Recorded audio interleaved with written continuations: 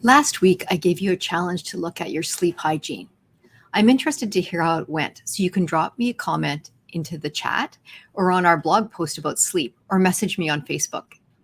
For today's challenge, we are going to look at improving brain health by finding meaning and purpose in life. So, do you consider there is a magic age, a line in the sand when life is no longer worth living? Some people think that is the case. Dr. Emmanuel, a healthcare leader in the US, took this position in an article he wrote in The Atlantic. He titled it, Why I Hope to Die at 75. He drew a line in the sand for himself. He said that when he was 65, he was going to stop seeking healthcare. He was going to stop getting the flu shot and stop seeing his doctor. His reasoning was that life after 65 was not worth living. Now, he measured a worthwhile life in terms of productivity and creativity, and he felt that type of life did not exist after 65. But if we embraced that attitude, what would we miss? We would miss Nelson Mandela, who came out of prison at 70 and at 75 went on to become the president of South Africa. He helped his country heal from the wounds of apartheid. His maturity and experience changed his approach. The leadership he provided at 75 as the head of the ANC was far different from the leadership he provided at 45. If we stopped living at 65, we would also miss someone like Keizo Mira. At the age of 70, he climbed Mount Kilimanjaro. At 77, he climbed Mount Everest. And at 100, he had a downhill ski party with 4 generations of his family in Salt Lake City, Utah. So he and his children, grandchildren, and great-grandchildren skied from the summit as a way to celebrate his 100 years. We would also miss Oscar Hammerstein, who at the age of 76 wrote The Sound of Music, or Grandma Moses, who picked up a paintbrush for the first time at the age of 65, painted every day until she was over 100, producing thousands of pieces of work. So she was certainly creative post 65 years of age. But what if we are sick? What if we have an Alzheimer's disease? Should we quit living then? Well, author Terry Pratchett was diagnosed with early onset Alzheimer's disease in 2007. And until his death in 2015, he was still writing. From the point of his diagnosis until his death, he wrote 6 more best-selling novels. So I disagree with Dr. Emmanuel on the age line. But I do agree with him that in our focus sometimes of just living forever, we miss asking ourselves the big questions. We don't ask ourselves about the meaning and purpose of our lives. So some people have in their heads this mental checklist of what it means to be successful. Their paradigm of success looks like this: finish school, check. Buy a car, got that. Build a career, check. Buy a house, yes. But what happens when the passage of time starts to reduce those things? When school is a distant memory, when your career is over and the house is gone because you've downsized, when you've moved into a condominium or a retirement home. If you base your satisfaction with life on your success checklist, how satisfied will you feel when those things are checked off?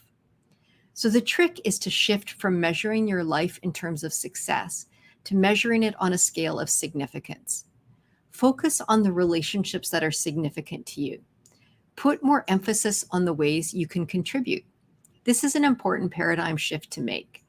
You need to change your focus from success to significance, and that shifted focus will help you live with passion and purpose.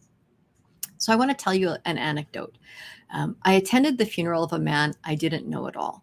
He had never been a part of my life, but his son-in-law was a business colleague of my husband's, and my husband was out of town, so I went to represent the family.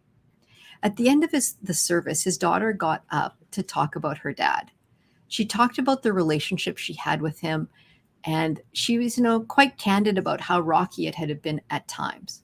But then she reflected on that last year of his life, and she said that last year he became the best version of himself. And I thought, wow, I hope my kids can say that about me when I die, that by the end of my life, I was the best version of myself. And I hope your family and friends can say that about you too, that when you come to the end of your life, that you have become the best version of yourself. So being the best version of yourself doesn't refer to being in tip-top physical condition. It doesn't mean that you have an amazing bank account or the best collection of artwork. It means having that internal quality of spirit that shines through, that you are really a light of love to the people around you. So if you focus on significance, you can become the best version of yourself. So what could that look like? I'm going to offer you 3 ideas that I have found helpful, and you can choose what makes sense for you. But I would encourage you to think about all 3. The first idea is mentoring. Find opportunities to pass on your knowledge and your wisdom to someone else. It could be an individual who is following you professionally. Having someone to bounce ideas off of or to problem solve with can make a real difference in someone's career path. Mentoring can also take the form of passing on practical wisdom. Your lived experience is a valuable asset. You have a lot of wisdom to pass on to others. The second idea is to consider volunteering. We all have a skill set that we can use to make a difference, and there are lots of needs in our community. Consider giving of your time or talent in an organization that means a lot to you personally. There are times in our life when finding time or giving time is more difficult. When you have a young family, it's really hard to volunteer. But in our second half of life, once we're kind of over the age of 50, that usually becomes easier. So think about getting involved. It will make a big difference in your life, guaranteed. And the third idea is quite simple, but I think it is the most powerful one. It's love. Love those in your life through everyday acts of kindness. Words of affection and support can have a huge impact on those around you. It is important to build on the relationships we have, and being kind through word and deed can have a significant impact on their quality. Shanti Felton is a social science researcher and author, and in her book, The Kindness Challenge, she showed that being kind for 30 days improved relationships. People who took the kindness challenge built a habit of kindness. So if you think you need to improve in that area or this idea intrigues you, I highly recommend her book. So this week, your challenge is to set a goal in one of these 3 areas.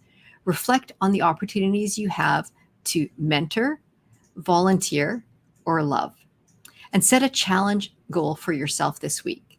So let me know what you choose to do. You can head over to our blog and drop me a line below the post on this topic, or you can message me on our Fit Minds Facebook page. So until next week, I'm Nicole with Fit Minds, and you can join us here every Friday at 11 a.m. live for your Fit Minds Friday Challenge, or find us online at www.fitminds.ca.